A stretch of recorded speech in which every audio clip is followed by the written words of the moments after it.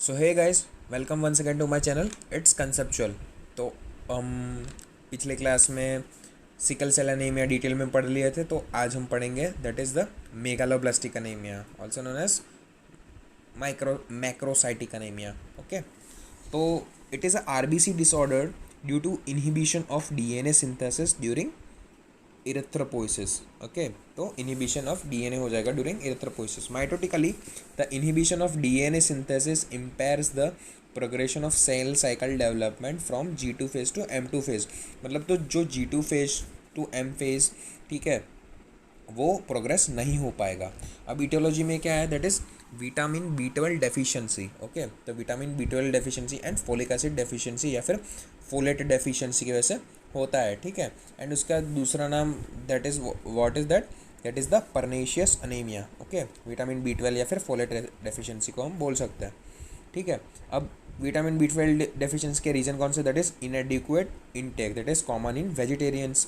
फिर B12 के जो रिच सोर्सेज है दैट इज़ कर्ड, मीट, फिर अदर मतलब नॉनवेज आइटम्स होती है वो होता है।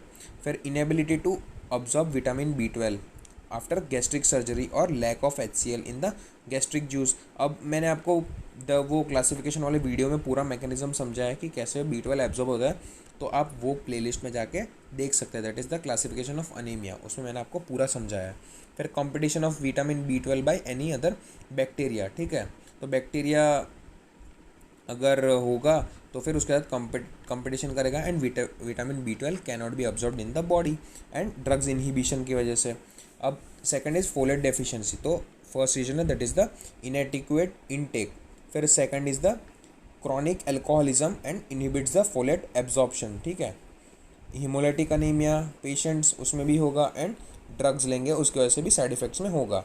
अब पैथोफिजियोलॉजी में क्या है, that is lack of B12 causes lack of formation of DNA, ठीक है, एंड कंडेंसेशन उसका वो नहीं हो पाएगा, leads to inefficiency erythropoiesis, and erythropoiesis ढंग से नहीं होगा तो it will form enlarged RBCs। Okay, अब सिम्टम्स में क्या है, that is weakness, shortness of breath, palpitation, fatigue, jaundice, increase in workload, payload, etcetera etcetera. Okay, अब लैब डायग्नोसिस में क्या है, that is full blood count, that is FBC। उसमें क्या होगा, दैट इज़ डिक्रीज्ड हीमोग्लोबिन, वो तो पता ही है। फिर mean corpuscular volume that is more than 90 femtolitres. Okay okay, तो ये जो MCV का जो है वो मैंने क्लासिफिकेशन ऑफ अनीमिया में समझा देता, दैट इज़ MCV कैसे कैलकुलेट करता है, that is haematocrit into 10 upon the total number of RBCs, ठीक है। तो हमने कैलकुलेट किया था वो 90 फेम्टोलीटर्स आया था इन द नॉर्मल कंडीशन। तो इंक्रीज कंडीशन में क्या हो जाएगा,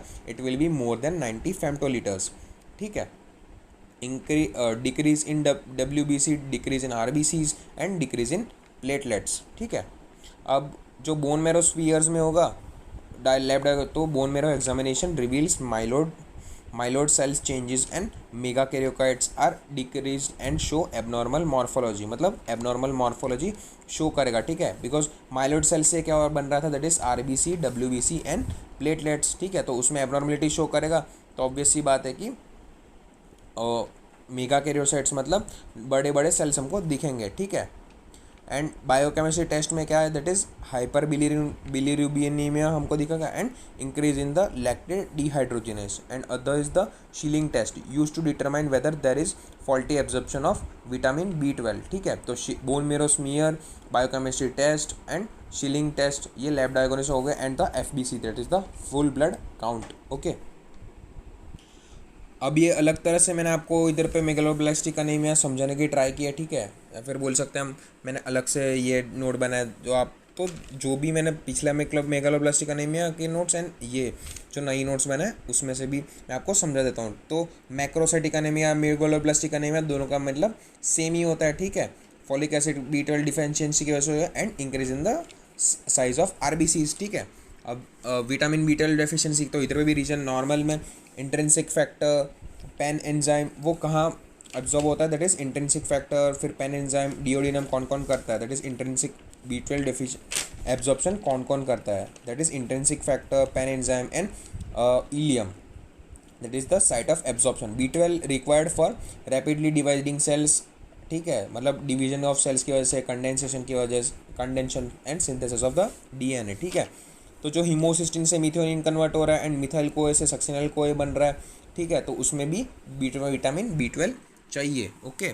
अब इटियोलॉजिकल फैक्टर्स तो कौन कौन से रीजन हो सकते हैं विटामिन B12 की डेफिशिएंसी के, that is decrease in intake, ठीक है, तो वीगन जो होंगे उनको तकलीफ होगी। फिर decrease in absorption, that is decrease in the intrinsic factor, तो वो कब होगा, that is any pancreatic disease या फिर इलियल डिजीज या फिर कोई भी फिश टेपवर्म या फिर कोई भी बैक्टीरियल इन्फेक्शन होगा तो ढंग से एब्जॉर्ब नहीं हो पाएगा। अब इंक्रीज्ड विटामिन B12 की ज़रूरत कहाँ पड़ती है, that is in child, in pregnant lady and during lactation, okay. अब decrease vitamin B12 can cause, अब अगर विटामिन B12 घट गया तो बॉडी में क्या क्या चेंजेस होंगे, दैट इज़ ब्लड में pancytopenia, that is the decrease in RBC WBC and platelets and dyserythropoiesis, मतलब एरेथ्रोपोइसिस होगा वो ढंग से नहीं हो पाएगा। एंड RBCs में क्या होगा, दैट इज़ मैक्रोओवेलोसाइटोसिस, मतलब वो बड़े हो जाएंगे। फिर जो बीजोफिलिक स्टिपलिंग होगी that will be present and there will be also presence of the Howell Jolly bodies, ठीक है। एंड WBC क्या होंगे, that is they will be क्या बोल सकते हैं, that is be hyper segmented, मतलब ज़्यादा न्यूक्लियस होंगे, उनके डिविजन्स हो जाएंगे, मतलब हाइपर सेगमेंटेड न्यूट्रोफिल। प्लेटलेट्स क्या होंगे, that is abnormal shape and increase in size, तो ब्लड में तो ये हो गया, ठीक है। अब GIT में क्या होगा, that is mucosal atrophy and tongue will be smooth appearance, that is it will be also known as the beefy tongue, ठीक है। फिर CNS में क्या होगा, decrease in myelin, because succinyl CoA वो माइलिन में मदद कर रहा था, ठीक है, जो माइलिन शीट है उसको प्रोड्यूस करने में मदद कर रहा था, तो it will be decrease the myelin. And peripheral neuropathy, that is सब एक्यूट डीजनरेशन, ठीक है, तो दैट इज SACD।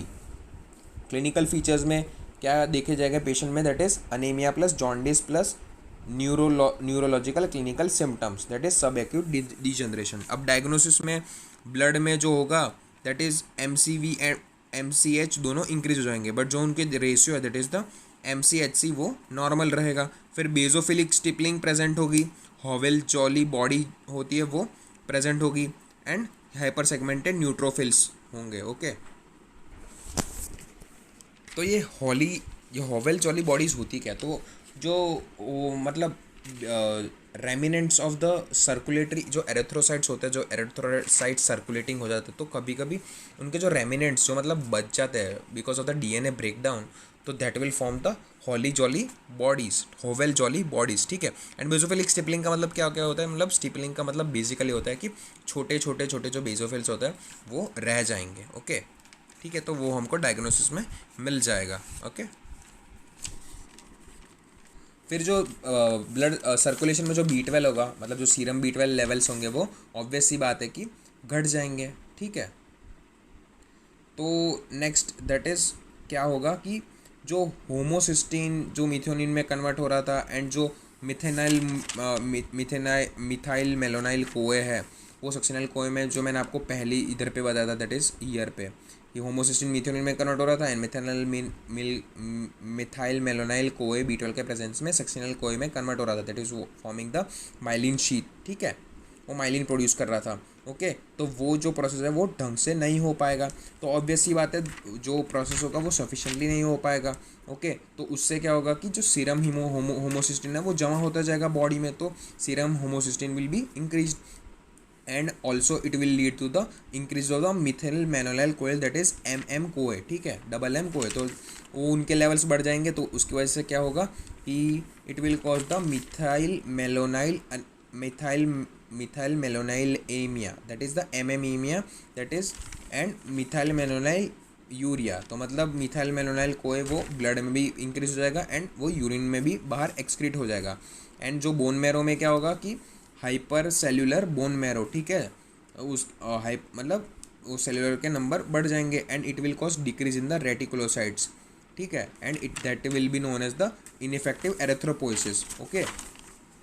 तो जो डिक्रीज B12 की वजह से क्या क्या हो रहा था, दैट इज पैनसाइटोमेनिया, डिसएरेथ्रोपोइसिस, फिर GIT में म्यूकोजल एट्रोफी हो रही थी, बीफी टंग, CNS में पेरिफेरल न्यूरोपैथी हो रही थी, दैट इज SAD सब एक्यूट डीजनरेशन, फिर डिक्रीज इन माइलिन, फिर हमने देखा कि होमोसिस्टिन से मिथ्योनिन ना कन्वर्ट होने की वजह से वो होमोसिस्टिन एंड मिथाइल मेलोनाइल कोए का लेवल बढ़ रहा था एंड वो ब्लड में एंड यूरिया में ब्लड में भी बढ़ रहे थे एंड यूरा में एक्सक्रीट हो रहे थे।